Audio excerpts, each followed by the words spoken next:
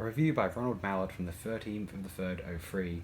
The character of the Seventh Doctor will return to some sense of true mystery to the character of the Doctor. The Seventh Doctor emerged as a dark, manipulative individual who always knew more about what was happening than he said. While his demeanour was often unassuming, eccentric, offbeat, and seemingly lightweight, there were flashes of a more amoral meddler who most definitely always had his own agenda. While the perky, straightforward, good girl of excellent mind character of Mel made a good foil for the early Chaplin-esque phase, season 24, the introduction of Ace gave the show a perfect balance between the cerebral and the brawn. She was an English street kid, clever with explosives and possessing a quick wit and some interesting background details that gradually emerged, culminating in the classic The Curse of Fenric. Ace watched the Doctor's back while he meddled, often without explaining much about what was happening to her, which is a constant source of frustration. Like all Doctors, there had to be elements of their character which served to lower their threat rating in order to prevent the villains from wanting to eliminate them too early. The first Doctor's great age hid an agile and devious mind. The second Doctor's harmless, eccentric exterior hid a definite genius. The third Doctor was more physical, and in his slightly effeminate manner of dress served to hide that element of his character. The fourth Doctor, who was obviously more an apparent threat to the forces of evil due to his height and dominating presence, counterbalanced this with his decided eccentricity, dress, eyes, and banter, which made people unfamiliar with his mental powers doubt his abilities. The fifth Doctor's youth and boyish charm hid his abilities in exactly the inverse manner that the first Doctor had done.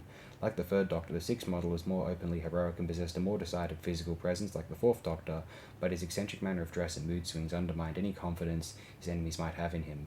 It has been argued that the seventh Doctor began life as a carbon clone of the second Doctor. They just replaced the recorder with the spoons. Like the second Doctor, but his Chaplin-esque mannerisms masked great mental powers. As with all Doctors, the seventh Doctor's character was given scope to grow over his tenure.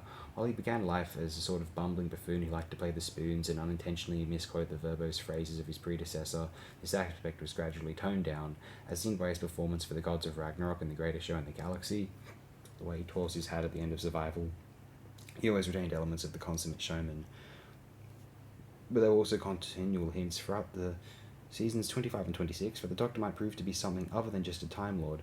He became increasingly dark and brooding as his adventures became more gothic. It was clear that the Doctor's great age and experience brought with them a kind of emotional baggage that weighed heavily on him. It also became clear to Ace that he was playing games on a cosmic scale. There hadn't been as much doubt about the Doctor's origins since before the story of the War Games, featuring the second Doctor in Season 6. Like the seventh Doctor himself, his stories were often confusing and certainly open to interpretation, a plot device often used in the television series The X-Files.